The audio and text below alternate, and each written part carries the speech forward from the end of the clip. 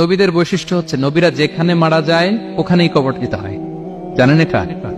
বিষ্ণু ইসলাম মারা গিয়েছিলেন আম্মাজান আয়েশা রাদিয়াল্লাহু তাআলার ঘরে, ফলে ওখানে বিষ্ণু ইসলামের কবর রয়েছে, ওখানেই কবর। এবং ওই কবর দেওয়ার পরেই ওই কবর দেওয়া ঘরের ভিতরে আম্মাজান আয়েশা রাদিয়াল্লাহু তাআলা যতদিন বেঁচে ছিলেন ওখানেই ছিলেন কবরের পাশে। এরপর বাবা মারা গেলেন আবু বকর, বিষ্ণু ইসলামের পাশে কবর দেয়া হলো, বাবা আর স্বামীর পাশেই থাকলেন। এরপর ওমরে ফারুক মারা গেলেন, ওনারও কবর দেয়া হলো।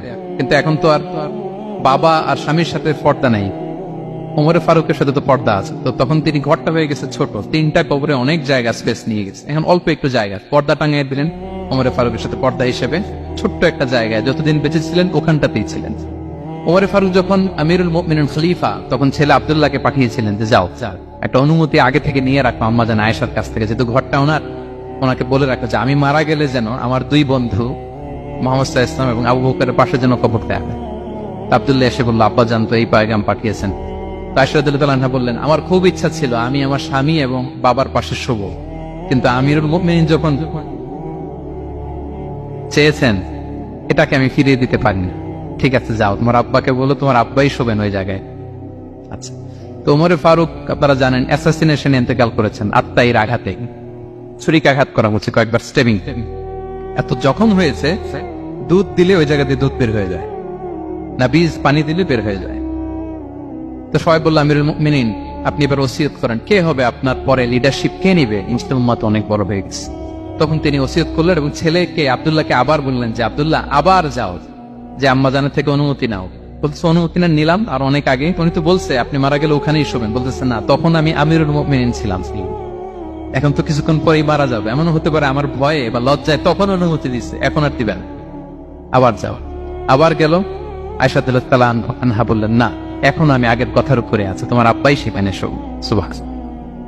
ওমরে ফারুক ওখানে শুলেন, তখন তিনি পর্দা আরম্ভ করলেন আম্মাজান আয়েশা। তাহলে রাসূল সাল্লাল্লাহু আলাইহি ওয়াসাল্লামের কবরটা হচ্ছে আম্মাজান আয়েশা রাদিয়াল্লাহু তাআলা আনহার ঘরের ভেতরেই। আপনারা মসজিদে নববী যারা ভিজিট করেছেন তারা জানেন যে আপনারা যখন কিবলামুখী হয়ে নামাজ পড়েন, বাম দিকে বিষ্ণু ইসলামের কবর, সেখানে রাসূল সাল্লাল্লাহু আলাইহি ওয়াসাল্লামের পাশে আবু বকর এবং ওমরে ফারুক রাদিয়াল্লাহু তাআলা আনহুমা শুয়ে আছেন। রাসূল সাল্লাল্লাহু আলাইহি ওয়াসাল্লামের কবর থেকে মিম্বার পর্যন্ত এই পুরো জায়গাটা রাউদাতুম মিন রিয়াদিল জান্নাহ, দুনিয়ার বুকে জান্নাতের একটা টুকরা। বিষ্ণু সাল্লাল্লাহু আলাইহি ওয়াসাল্লাম ইন্তেকালের আগে ওনাকে অপশন দেয়া হয়েছে, নবী আপনি চাইলে থেকে যেতে পারেন আজীবন, আর চাইলে আমার কাছে চলে আসতে পারেন, এই হ্যাভ অপশন। বিষ্ণু সাল্লাল্লাহু আলাইহি ওয়াসাল্লাম তার রবের সাথে সাক্ষাৎকে চুজ করেছেন এবং ইন্তেকালের আগে তিনি পড়েছিলেন, আল্লাহুম্মা গফিরলি ওয়ারহামনি ওয়ালহিকনি বির রফিকিল আ'লা, আল্লাহ আপনি আমাকে ক্ষমা করুন, আল্লাহ আপনি আমার প্রতি রহম করুন, আল্লাহ আমি আপনার সান্নিধ্যে যেতে চাই, পৃথিবীতে থাকতে চাই না। সুবহানাল্লাহ। অপশন দেওয়া হয়েছে, আপনার অপশন দেওয়া হবে, হ্যাঁ চাইলে আজীবন থাকেন। আমরা অপশন পেলে তো বলতাম আল্লাহ যা হয়েছে এখানেই থাকতে চাই, কি বলেন?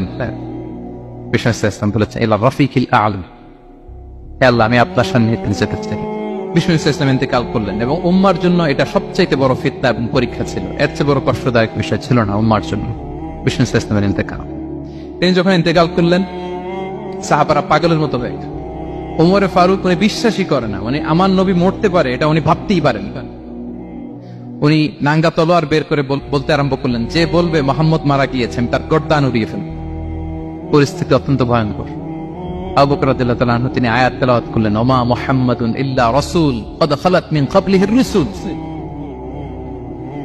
মুহাম্মদ রাসূল ছাড়া কিছু নন, তার আগে অনেক রাসূল চলে গেছে, তিনি যদি মারা যায় বা শহীদ হয় তোমরা কি আবার আগের কুফরিতে ফিরে যাবে? এই আয়াত যখন তেলাওয়াত করলেন ওমরে ফারুক হাঁটু গেড়ে বসলেন। তিনি বললেন, এই আয়াত তো আমি আগেও জানতাম, অনেক তেলাওয়াত করেছি, কিন্তু আমার মনে হলো এই মাত্র আয়াতটা নতুন করে শুনলাম, এই মাত্রই বোধহয় কোরআনের এই আয়াতটা নাজিল হয়েছে। সাকিফায়ে বনু সাঈদার মধ্যে সবাই বসে আবু বকর রাদিয়াল্লাহু তাআলা আনহুকে খলিফা হিসেবে নির্বাচিত করা হলো।